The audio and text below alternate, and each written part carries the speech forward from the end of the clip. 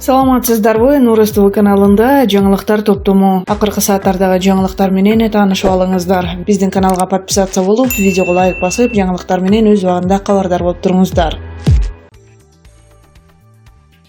Атамекен партиясынын лидери Өмүрбек Текебаев менен мурдагы элчи экс-министр Дүйшөнкул Чотоновдун иши жаңачылган жагдайларга байланыштуу кайра кароого жөнөтүлдү. Жогорку сот бүгүн ушундай чечим чыгарды. Буга чейинки чечимдердин баары жокко чыгарылды. Иш Бишкектин 1-май райондук сотунда кайра каралмай болду. Саясатчылардын тарапкерлери бүгүнкү чечимди чыгарган сотторду алкап, бири-бири куттуктап жатышты. Жогорку соттун алдында Текебаев менен Чотоновдун тарапкерлери 21.08.2019 Текебаев менен Чотонов Орусиялык жарандан пара алды деген негизде 2017-жылы ар бири 8 жылдан түрмөгө кесилген. Экөө тең бул айыптоону ошол кездеги бийликтин саясий куугунтугу деп аташкан.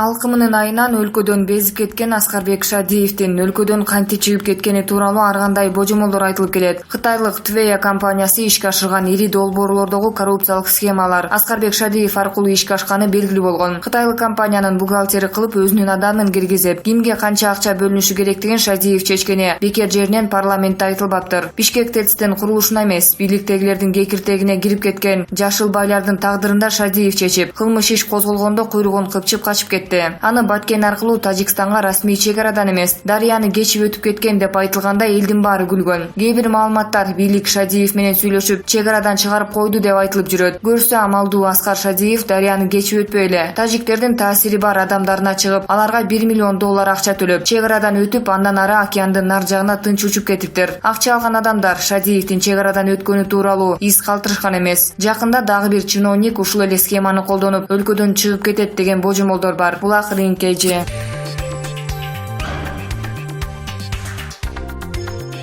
Жогорку сот Атамекен партиясынын түрмөдө жаза мөөнөтүн өтөп жаткан лидери Өмүрбек Текебаевдин жана экс-элчи мурдагы министр Дүйшөнкул Чотоновдун ишин кайра кароого жөнөткөнүн сот акыйкаттыгы деп айтууга болбойт. Азаттыкка комментарий берип жатып, Жогорку кеңештин депутаты Рыскелди Момбеков ушундай пикирин билдирди. Эл өкүлү муну соңку саясий кырдаалга байланыштуу бийликтин элди алаксытуу кадамы деп эсептей турганын айтты. 1-май райондук соту деле кийин негиз жок деп коюшу мүмкүн. Бул убактылуу элди алаксытуу катарында кабыл алынган саясий чечим болду. Себеби башкы прокуратура буга каршы болду. Саясий кырдаал турукташып баратканда кайра козутуп албайлы деген максатта кабыл алынды деп ойлойм. Азыр бийликке эки Өмүрбектин кереги жок. Биринин саясатка киришип, экинчисинин түрмөдөн чыкканы кереги жок. Алар кошумча оор түшүктү алып келет. Ошондуктан Текебаевдин бөгөт чарасын карап, түрмөдөн чыгарып коет дегенге ишенгим келбей турат. Бүгүнкү жогорку сот Өмүрбек Текебаев менен Дүйшөнкул Чотоновдун ишин жаңачылган жагдайларга байланыштуу карап, буга чейинки чечимдердин баарын жокко чыгарган чечим чыгарды. Иш 1-май райондук сотунда кайра кароого жөнөтүлдү. Текебаев менен Чотонов Орусиялык жарандан пара алды деген негизде 2017-жылы ар бири 8 жылдан түрмөгө кесилген. Экөө тең бул айыптоону ошол кездеги бийликтин саясий куугунтугу деп аташкан.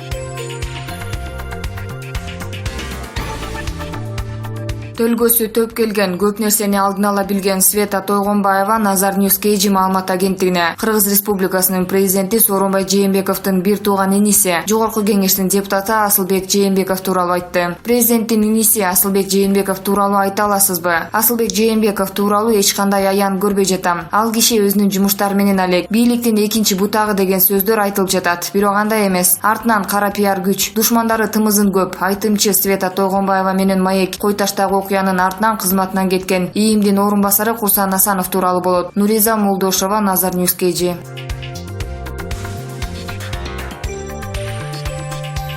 Кыргызстандагы акыркы окуялар ааламды таң калтыра тургандай эле болуп турат. Экс-президент Атамбаевдин камалышы, президенттикке талапкер Бабановдун мекенине кайтышы, анан баары бүтүп калгансып, бир кезде Кыргызстан наш общий дом деп андан качкан, мындан качкандардын баардыгына эшикти кенен ачкан, бала чакасы менен бийликти баскан, аялына бүт өлкөнү башкарткан, үзөңгү куушту, кытайларга карматкан. Ушундай ит кылыгына чыдабай эл көчөгө чыкканда 2005-жылы 24-мартта артын карабай Орусияга качкан экс-президент Акаевдин эрке талтан кызынын кечээ күнү Бишкекке келиши эмнени камкуулайт? Качкындар кайтып келе баштадыбы? Буга чейин Бабанов келсе, эми Бермет Акаева келди. 100дөн ашык кырчындай жигиттердин канын төккөн, каркыраны казактарга бөктөргөн. Жакында Белоруссияда 70 жылдыгын өткөргөн, тезектергенге карапайым калкты көндүргөн, баш көтөргөндүн баарын өлтүрткөн Канкор Бакиев да келеби? Деги кайда баратабыз? Булак факты KG.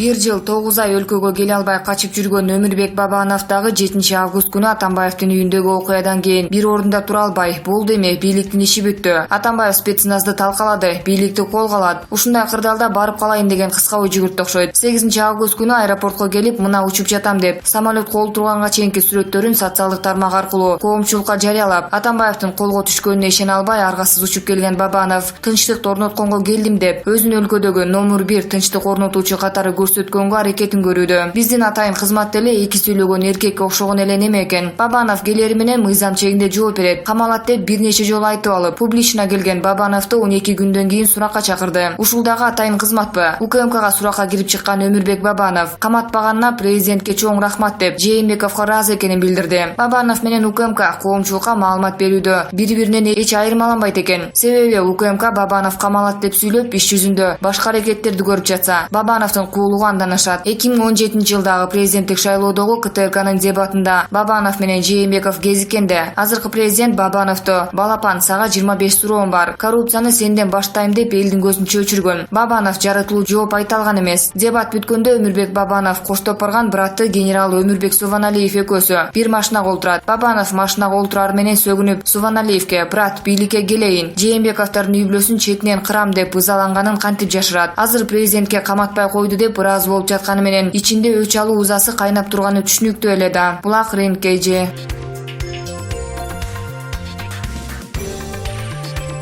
Мисир Ашыркулов Акаев бийлигинин убагында Кыргыз Республикасынын Мамлекеттик улуттук коопсуздук комитетинин төрагасы, Кыргыз Республикасынын коопсуздук кеңешинин катчысы, президенттик администрация башчысы кызматтарын аркалган белгилүү ишмер. Акаев менен Ленинградда институтта бирге окуп, жакын мамиле күткөн. Бирок бийлик учурунда Майрам Акаеванын коррупциялык схемаларына келишпей, аягында граната ыргытылып катуу жаракат алган. Ошондон кийин Акаевдик бийликке каршы туруп, 2005 жылкы революция алдында парламенттик шайлоону утурлай, Бакиев, Отунбаева менен бирдикте таза шайлоо үчүн оппозициялык кыймылдын башчыларынын бири болгон жайы бар. Кийин ал киши Кремлдеги таасирдүү досторунун чакыруусу менен Москвага коргоо министрлигине жооптуу кызматка иштеп кеткен. Ал түгүл 2010 жылы Ашыркуловдун ысымы президенттикке талапкерлердин бири катары аталган. Ашыркулов кандай ири чечүүчү кызматтарда иштеген менен коррупцияга, алдым жуттумдукка аралашпаганы коомчулукта аңыздалып келатат. Ал киши жаңы эле президенттик администрация башчысы болуп келгенинде, мурдагы администрация башчысы жаңы жыл алдында Мисикеге губернаторлордун, министрлердин, ректорлордун тизмесин карматып, ар биринен биринчи айымга $50,000 чогултуу салты бар экенин айтат. Ашыркулов губернатор ал акчаны акимдерден, акимдер райондук начальниктерден алып чогултат да, чиркешкен коррупция келип чыгат деп баш тартат. Муну уккан биринчи айым жаалданып телефон чалганында Ашыркулов аны мындай коррупциялык системаны токтоткула деп какканын уккан президенттик администрация башчысынын ошондогу орун басары Рыспек Абдылдаев титиреп калат. Ашыркуловго байланыштуу дагы бир аңыз кеп, Мисике президенттик администрация башчылыгын раматылык Медет Садыркуловдон өткөрүп алат. Кагыздарды карап отуруп келишкис оппозиционерлер Адахан Мадумаров менен Мелис Эшимкановдун көздөрүн тазалоо керек деген жазууларды таап алат. Бийликке бул чектен чыккандык болоорун түшүндүрүп, абалды акырындап жөнгө салат. Ашыркуловдун оппозиция менен бийликке чыныгы көпүрөлүк кызмат аткарып, курч кырдаалдарды жеңилдетип келгенин 2000 жылдардын башындагы парламенттик шайлоодо ал учурдагы курч оппозиционерлер Өмүрбек Текебаев менен Дооронбек Садырбаевдердин округу болгон Базар Коргон менен Ноокенге атайлап барып, жергиликтүү бийлик тоскоолдугун токтотуп, алардын депутат болуп келүүсүнө жол ачканы аңыздалып калган. Андан көп узабай Акаевдик режим Ашыркуловду бийлик портунан ыргытат. Саясий билермандар, эгерде Акаев адилет, калыс ишмер Ашыркуловду жанында кармаганда, өлкөдө абал оорлошуп, революцияга жетмек эместигин чечмелешет. Ашыркулов мисалын алдыга тарткан себебибиз коррупцияга каршы күрөшкү чалып, саясий көз караштар курч кагылышкан азыркыдай учурларда Ашыркулов өңдүү таза, акылгөй, билерман жетекчилер мамлекетке көп пайда алып келмегин белгилегибиз келди. Бекмырза Таалайбеков, Булак Майдан.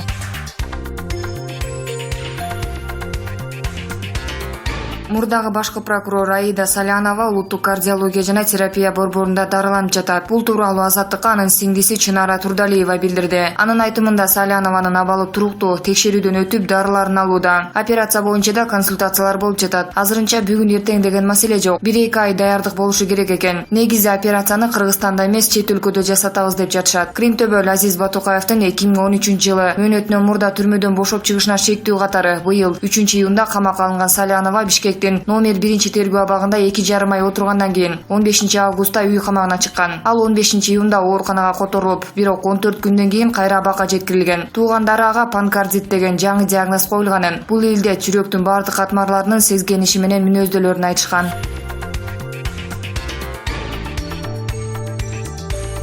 Ысык Көл облусунун Түп районунда өспүрүм кызды зордуктоого шектүүделген жаран 2 айга камакка алынды. Бул тууралуу ОИИБдин басма сөз катчысы Сталбек Усубакунов билдирди. Маалыматка караганда, учурда сотко чейинки өндүрүш иши аяктап, материал райондук сотко өткөрүлдү. Ушул жылдын 25 июнунда 15 жаштагы кыз айылдашы тарабынан зордукталганы боюнча Түп райондук РИИБке арыз келип түшкөн. Арызда көрсөтүлгөндөй 1981 жылы туулган шектүү 17 июнь күнү саат 20:30 чамасында 9 класстын окуучусун үйүнө жеткирем деп алдап, айылдын күч колдонуп зордуктаган. Бул арыз кылмыштардын жана жоруктардын бирдиктүү реестрине катталып, сотко чейинки тергөө амалдары жүргүзүлдү. Соттук медициналык экспертизанын жыйынтыгы менен шектүү өспүрүмдү 3 жолу зордуктап, 1 жолу сексуалдык мүнөздө зомбулук кылганы аныкталды. Кылмыш иши тергелип бүтүп, иш райондук сотто каралат, деди Усубакунов. Ал эми зомбулукка кабылган 15 жашар кыздын ата-энеси шектүү өз жазасын алсын деп талап кылууда. Менин 1 уул 2 кызым бар. Зомбулукка кабылган кичүү кызым мектепте жакшы окуучу. Мүнөзү жоош, түнтүгүнөн окуя тууралуу ооз ачкан жок. Андан 1 апта өтүп күбөлөр аркылуу билдик. Кийин кызыбыздан сурасак 17 июнда биз үйдө жок кезде шектүү кечке маал келип алдап, ээн жерге алып барып зордуктаганын айтты. Ал күнү Камиланы ата-энең айтпа, колуңдан эч нерсе келбейт деп коркутуптур. Кылмышка шектелген айылдашыбыз камакка алынганда жакындары тосмо арыз жазуу өтүнүшү менен 2-3 жолу үйүбүзгө кечирим сурап келишти. Кызым психологиялык жактан дагы жабыркады. Азыр адистерден жардам алып жатат. Эми мектепте окуусун улантпайт. Бишкек шаарында 9 класстын базасы менен билим алат. Ал эми айылдашыбызды кылган иши үчүн жазага тартууну талап кылабыз, деди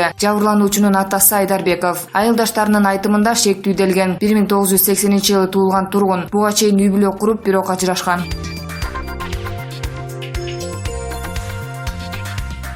Мурдагы президент республикада гана эмес, тышкы чоң өлкөлөргө иш сапар менен барганда да өзүнүн бай экендигин, Кыргызстанда биринчилерден болуп мерседестүү болгондугун, 2 революция жасагандыгын, керек болсо 3-чүсүн жасай тургандыгын айтып ызырынып алчу. Бул жерде революциялар жөнүндө сөз кылбайлы. Чын эле анын оюнда 3-чү төңкөрүш жасап, бийликти кайра алуу планында бар экен. Анысы ишке ашпады. Илгери бир адам дөгүрсүгөн баласына: "Абайла балам, төшү түктүгө жолугуп калбагын" деп эскерткендей, Ашада төшү түктүгө жолугуп, өз эңсегендей Ак үйдүн 7-кабатындагы диванда чалкалабастан жер төлөдө парашканы кайтарып отурат. Ар жагын укук коргоо органдары чечет. Кайрадан Ашанын байлыгы жөнүндөгү икаяларга кайрылсак, ал Индияга барып бизнесмендер менен жолукканда мерседесин айтып киргенде, аны башкалар кандай кабыл алышканын билбейм. Кара жашикти карап отургандардын көпчүлүгүнүн уялгандыктан беттери ысып кеткен. Нормалдуу адам, анын үстүнө жарды болсо да, бир мамлекеттин жетекчиси, араларында миллиарддаган долларлык байлыктары, менчик супер боингтери бар ишкерлер отурган жерде да өзүнүн бир убакта мерседестүү болгонун айтып мактанчу эле. Андай сөздөр менен азыр Чаткалдын же Акталанын бир бурчундагы коделектерди минип жарышып жүргөн шермурун балдарды деле таң калтыра албайсың. Андай сөздөрдүн ички дүң жыйымы триллиондогон долларларды чапчыган, заманбап технологияларды чыгарып жаткан өлкөнүн аудиториясында айтылганы өтө эле ыңгайсыз угулган. Путин Аша жөнүндө "Эмне кылабыз, такой, как он есть" деп айткандай, Кудай муну ушинтип жаратып койсо эмне кылабыз деп тим болгонбуз. Чын эле Кудай кылганга кубарыңдын акысы барбы? Аша аны менен да чектелген жок. Мурда эле бай болгондугун Россияга, Батыш Европага барганда да айта берди. Анын сырын эми түшүнүп жатабыз. Көрсө бир жагынан күтүүсүз күргүчтөп келген 10 миллион долларларга мас болуп, кубанычы ашып ташып, ичине батпай, тилин кытыгылап, тынчын алып жиберсе, экинчи жагынан кийин мынча байлыкты кайдан тапканымды элге кантип түшүндүрөм деген ой кетип, андан көрө ыгы келсе да, келбесе да кулак кагыш кылып, элди психологиялык жактан Атамбаев мурда эле бай болчу деген версияга көндүрө берейин деген турбайбы? Анын китептерди чыгарып сатып, Түркияда бизнес кылып байгандыгы жөнүндө айткандарынын бардыгы жалган экендигин Байсалов баштагандар ынанымдуу документтер аркылуу ырасташты. Чын эле Ашанын оозунан бийликке келгенге чейин бай экендиги тууралуу бир да сөз чыккан эмес. Анын президент болуп иштегендигине 2-3 жыл болгондон кийин эле өзүнүн мультимиллионер экендигин айта баштады. Ашанын жазуучулардын 60 миллионун ап эткенден бери оокаттуу болуп жүргөндүгү талашсыз. Бирок чыгымдары да аз болгон эмес. Канчалаган шайлоолорго катышты. Ал аз келгенсип сатып алган ишканаларынын бири да иштете албады. Салыктарын төлөй албай жүргөн учурлары да болду. Алардан арткандарын митингдерге, пикет аракеттерге жумшап келди. Албетте аны мурда кедей болгон деп айтууга болбойт. Бирок өзү кийин мактана баштагандай өтө бай да болгон эмес. Башкы прокуратура Ашанын банктардагы 25 эсеби камакка алынгандыгын маалымдады. Бирок аларда канча каражат тургандыгы айтылбады. Бирок алар күндөлүк муктаждыктарды тейлөөчү карточкалардан экендиги, чыныгы салмактуу көлөмдүү миллиондор башка жактарга катылгандыгы эч кимде шек туудурбайт деп ойлойбуз. Укук коргоо органдары аларды табыша алабы же Акаевдин, Бакиевдин миллиондорундай болуп айтылып, жазылып кала береби? Акаев менен Бакиев качып кетишип, миллиондордун эсебинен корольдордо жыргап жашап жатышат. Бакиев, Урицкий экөөсү жалпы баасы $1 миллиард ашкан фабрикада ачышты. Ал эми Аша тергөөчүлөрдүн колдорунда. Ынандырганга көнбөсө, мажбурлап жадатып отуруп да болсо, алардын даректерин билгенге болот. Эгерде кызматташканга барбаса, жакшы сөздөргө көнбөсө, эрежелерге баш ийбесе, укук коргоо органдарынын адекваттуу чектөө чараларын колдонгондары бар. Ага жеткенде Аша көк шиберлүү алма бактын булбулундай сайрап кириши толук ыктымал. Белеков, Булак майдан.